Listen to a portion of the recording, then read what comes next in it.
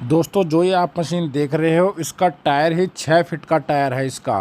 इसका जो काम होता है वो होता है एयरप्लेन को रनवे पर ले जाना या रनवे से अपने जगह पर इसको लगाना। इसका शिकंजा इतना तगड़ा है कि ये 100 हाथियों को वज़न भी ये खींच सकता है एक साथ ही। इसका इंजन ही बहुत भारी इंजन है और इसकी जो ये बॉडी है वो फुल मेटल की है, पूरे लोहे की बॉडी है इसकी।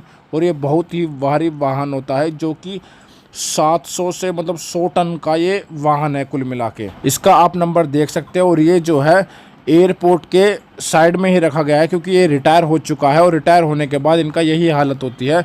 और आप अंदर देख सकते हैं इसमें कि आपको एक तो ड्राइवर की सीट मिलेगी और एक साथ में बैठने की बस ओनली, और उसके अलावा आपको कोई सीट इसमें नहीं मिलेगी। और ये बहुत ही बड़ा वाहन है। और जबकि अगर आपको मेरी इन्फॉर्मेशन अच्छी लगी हो तो चैनल को सब्सक्राइब करें और वीडियो को लाइक ज़रूर करें।